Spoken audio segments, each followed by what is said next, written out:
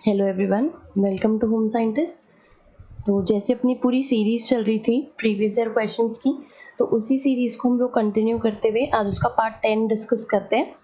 तो आज मैं आप लोगों के लिए प्रीवियस ईयर क्वेश्चंस की सीरीज के अंदर रिसर्च मेथोडोलॉजी के क्वेश्चन लेके आई हूँ। रिसर्च मेथोडोलॉजी के क्वेश्चंस जो हैं वो अपने दोनों पेपर्स के अंदर आते हैं। ठीक है, पेपर 1 के अंदर भी आते हैं एज वेल एज पेपर 2 के अंदर भी आते हैं।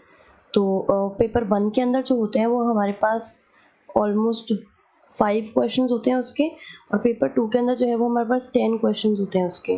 तो टोटल मिला के हमारे पास 15 क्वेश्चंस हो जाते हैं। तो अगर ये 15 क्वेश्चन हमने पूरे ठीक करें तो हमें ऑलमोस्ट 30 मार्क्स मिल सकते हैं सिर्फ और सिर्फ रिसर्च मेथोडोलॉजी से। ओके, तो ये एक तरीके से हमारे लिए काफ़ी इम्पॉर्टेंट यूनिट रहती है। तो आज के जो क्वेश्चन है वो देखते हैं हम लोग। ओके, रीड करते हैं। Difference between the mean of the researcher sample and the mean of the population of the sample is known as. यानी आपको क्या बताना है, जो आपका सैंपल मीन होता है वो और आपके जो पॉपुलेशन मीन जो आता है उनके बीच में जो डिफरेंस आता है वो आपको बताना है कि उसको क्या बोलते हैं। तो आप लोग देखिए, फिर मैं आपको एक्सप्लेन करती हूँ। आई होप आपने आइडिया लगा लिया होगा। तो इसका आंसर है सैम्पलिंग एरर। ओके, अब मैं आपको बताती हूँ कि सैम्पलिंग एरर कैसे है। देखो, जो हम लोग सैंपल सेलेक्ट करते हैं वो एक पॉपुलेशन के अंदर से ही हम लोग ड्रॉ करते हैं। ठीक है, तो पॉपुलेशन जो है वो बड़ी टर्म हो गई है, और उसका एक छोटा सा पार्ट जो हम लोग मतलब उसमें से रैंडमली सेलेक्ट करके जो उसका पार्ट लेते हैं वो जो है वो हमारा सैंपल हो जाता है। तो इसका जो हमारा मीन आता है और जो इसका मीन आता है तो ऑलमोस्ट सेम होना चाहिए, क्योंकि हमने इसी पॉपुलेशन में से सैंपल को ड्रॉ किया है। तो अगर इन दोनों के अंदर ही डिफरेंस आ रहा है तो इसका मतलब आपने सैम्पलिंग लेने के अंदर ही कुछ ना कुछ एरर करा है, तो इसे कहते हैं सैम्पलिंग एरर। ओके, तो आई होप आपको समझ आ गया होगा। Let's move on to next question. Okay, read करते हैं। In retrospective studies which of the following type of research methodology used. तो आपको आइडिया लगाना है इसके अंदर कि रेट्रोस्पेक्टिव स्टडीज के अंदर कौन सी रिसर्च मेथोडोलॉजी हम लोग काम में लेते हैं। तो आप लोग आइडिया लगाए, फिर मैं आपको एक्सप्लेन करती हूँ। आई होप आपने आइडिया लगा लिया होगा। इसका आंसर है हिस्टोरिकल। रिट्रोस्पेक्टिव स्टडीज जो होती है ना वो वाली स्टडीज होती है जिसके अंदर हम लोग पास्ट में कोई इवेंट अकर हो गया है उसकी जब हम स्टडी कर रहे होते हैं, that is called retrospective study. Okay, retrospective studies होती है वो दो टाइप की होती हैं। एक होती है हमारी कोहॉर्ट और एक होती है हमारी केस कंट्रोल। ठीक है, ये दो टाइप की रिट्रोस्पेक्टिव स्टडीज होती है। तो ये हिस्टोरिकल क्यों है, क्योंकि हम लोग पास्ट में कोई इवेंट जो अकर हो चुका है उसकी स्टडी कर रहे हैं, यानी हिस्ट्री में जाके उस चीज को देख रहे हैं। इस वजह से ये हिस्टोरिकल रिसर्च मेथोडोलॉजीज में काम आती है। ओके, तो let's move on to next question. Okay, ये देखते हैं।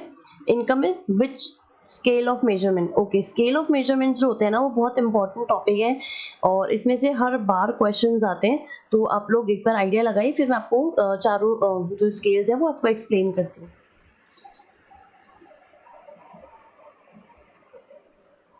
आई होप आपने आइडिया लगा लिया होगा। तो इनकम जो है वो रेशो स्केल में आती है। ठीक है, अब मैं आपको एक्सप्लेन करती हूँ कि ये चारों जो मेजरमेंट ऑफ स्केल्स हैं ये क्या क्या होते हैं। जो नॉमिनल स्केल होता है ना वो सिर्फ नेम पे चलता है। ठीक है, यानी इसके अंदर अगर हम लोग एग्जांपल देखें तो जैसे मेल हो गया या फीमेल हो गई, ठीक है, या फिर गर्ल हो गया या बॉय हो गई। ठीक है, तो इस तरीके से जो नेम के ऊपर डिपेंड करते हुए जो सेग्रीगेशन होता है तो उसको हम लोग नॉमिनल स्केल बोलते हैं। जो ऑर्डिनल स्केल होता है इसके अंदर मोस्टली जो है नंबर पे डिपेंड करता है, या फिर इसमें हम लोग ऑर्डर देते हैं, या फिर इसके अंदर हम लोग रैंकिंग करते हैं एक तरीके से। ठीक है, तो वो एक ऑर्डर सेट करते हैं, इस वजह से वो ऑर्डिनल होता है। जो रेशो स्केल होता है इसके अंदर हम लोग जो वेरिएबल को मेजर करते हैं ना वो कंपैरिजन करने के बिहाफ पे चलता है। ठीक है, जैसे हम लोग इनकम की बात करते हैं, जैसे हमने इनकम ले ली कि 10,000 है, फिर 10 मोर देन 10,000 है और लेस देन 10,000 है, ऐसे करके ले लिया हम लोगों ने। तो ये एक तरीके से हमने रेशो डिसाइड करा है इनका। ठीक है, तो ये जो स्केल है वो रेशो स्केल पे आता है। देन नेक्स्ट जो आता है हमारा इंटरवल स्केल आता है। तो इंटरवल स्केल के अंदर हम लोग कोई भी कंपैरिजन नहीं करते हैं, बस एक इंटरवल दे देते हैं कि यहाँ से यहाँ तक ये वैल्यू लाई कर रही है और नेक्स्ट वाली में यहाँ से लेकर यहाँ तक ये वैल्यू लाई कर रही है, तो बस हम बीच की इंटरवल दे देते हैं उसके अंदर, ठीक है। तो इसका आंसर अपना रेशो स्केल था। तो आई होप आपको समझ आ गए होंगे। और ये एक एग्जाम्पल भी मैंने डायग्राम आप लोग के लिए इसमें बनाया है, तो आप लोग देख लीजिए इसको। सी नॉमिनल यानी सिर्फ नेम्ड वेरिएबल्स होते हैं, जैसे मैंने आपको बता दिया है कि मेल और फीमेल या फिर ऐसा कुछ ग्रुप्स जिनमें बन जाते हैं पर्टिकुलर नेम वाइज, तो वो नॉमिनल। देन ऑर्डिनल के अंदर नेम्स आते हैं और साथ साथ में ऑर्डर्ड वेरिएबल्स आते हैं। देन नेक्स्ट इंटरवल में नेम भी आते हैं, इसमें ऑर्डर भी सेट होता है और साथ साथ में जो प्रोपोर्शनेट इंटरवल्स होती है वेरिएबल्स के बीच में वो भी आती है।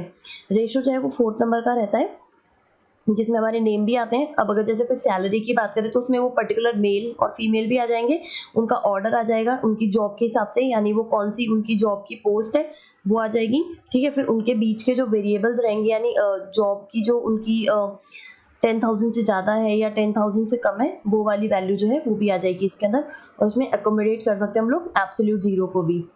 तो आई होप आपको समझ आ गया होगा। Let's move on to next question. Okay, which of the following is the most appropriate test of significance to test the association between the mother's education and the children's school attainment?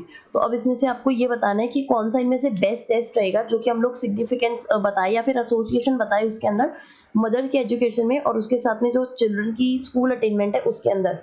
तो आप लोग idea लगाइए, फिर मैं आपको explain करती हूँ। तो आई होप आपने आइडिया लगा लिया होगा। इसका आंसर है chi square. Okay, chi square क्या होता है, एक तरीके से स्टैटिस्टिकल हाइपोथेटिकल टेस्ट होता है ये, ठीक है। इसके अंदर क्या होता है, ये तब अप्लाई करता है जब इसके अंदर एक इंडिपेंडेंट दोनों इंडिपेंडेंट वेरिएबल ही होते हैं, ठीक है। अब जैसे आप देखो मदर की एजुकेशन है वो भी एक तरीके से इंडिपेंडेंट वेरिएबल ही है, ठीक है। और जो चिल्ड्रन का स्कूल के अंदर अटेनमेंट है या फिर कितना बच्चे ने सीखा या कितना अचीव किया, तो वो भी एक तरीके से इंडिपेंडेंट वेरिएबल है। तो अब इन दोनों के बीच में हमें सिग्निफिकेंस देखना है या इन दोनों के बीच में एसोसिएशन देखना है। तो जब हम एसोसिएशन देख रहे होते हैं दो इंडिपेंडेंट वेरिएबल्स के अंदर, तो हम लोग काई स्क्वायर लगाते हैं, ठीक है। तो आई होप आपको काई स्क्वायर समझ आ गया होगा। अब मैं आपको क्रुशाल वैल्यू बताती हूँ। क्रुशाल वाली टेस्ट जो होते हैं ना, ये टेस्ट तब लगाते हैं हम लोग जब आपके पास में एक इंडिपेंडेंट और एक डिपेंडेंट वेरिएबल होता है, ठीक है। दो ग्रुप्स होते हैं, उनके बीच में आप लोगों ने जब एसोसिएशन देखना होता है तो आप लोग ये टेस्ट लगाते हैं, ठीक है। जैसे इसका एग्जांपल मैं बताती हूँ कि जैसे आपका एक लेवल ऑफ एंजाइटी है और आपका एग्जाम का परफॉर्मेंस है, तो अब ये दोनों एक तरीके से एक दूसरे पर डिपेंडेंट है।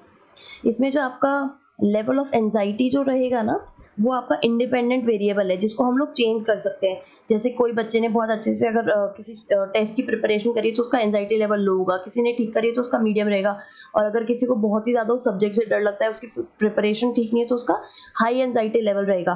तो जितना ज़्यादा एंजाइटी लेवल उतना ही ज़्यादा आपके जो पेपर आप लोग दे रहे हैं या फिर आप जिस तरीके से आपका एग्जाम के अंदर परफॉर्मेंस रहेगा वो उतनी ही ज़्यादा अफेक्ट होगी। तो एक तरीके से आपकी जो एंजाइटी लेवल थी वो आपके एग्जाम को अफेक्ट कर रही थी, तो इसमें जो आपकी एंजाइटी लेवल हो गई वो आपका इंडिपेंडेंट वेरिएबल हो गया और आपकी जो एग्जाम की परफॉर्मेंस है वो आपका डिपेंडेंट वेरिएबल हो गया। तो जब आप ऐसी चीज़ों को एक्सप्लेन करते हैं या फिर ऐसी चीज़ों में जब आप एसोसिएशन देखते हैं तो उसको हम लोग क्रुशाल वैल्यू टेस्ट लगाते हैं उसके अंदर, ठीक है।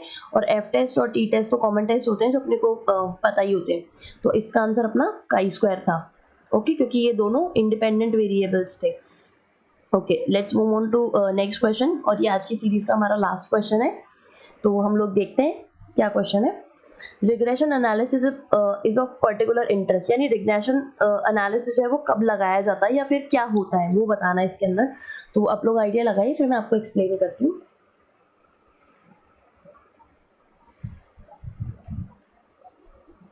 आई होप आपने आइडिया लगा लिया होगा। तो जो क्रुशाल जो रिग्रेशन होता है, इसका सही आंसर है option 4, for identifying the risk factor in any causal factor analysis. Okay, तो जो आपका रिग्रेशन एनालिसिस जो होता है वो एक तरीके से आपको कॉजल रिलेशनशिप देता है बिटवीन आपके डिपेंडेंट और इंडिपेंडेंट वेरिएबल के अंदर, ठीक है।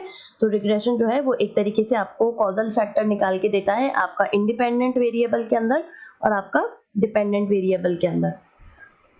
आई होप आपको समझ आ गया होगा। तो आज का जो हमारा लेसन है वो यहीं तक ही था। अगर आपको मेरे लेसन्स पसंद आ रहे हैं तो प्लीज़ चैनल को लाइक कीजिए, शेयर कीजिए, सब्सक्राइब कीजिए और बेल आइकन दबाना भूलिएगा नहीं। इससे आपको टाइम टू टाइम नोटिफिकेशन मिलते रहेंगे मेरे चैनल के, जब भी कोई नया वीडियो आएगा। तो थैंक यू सो मच।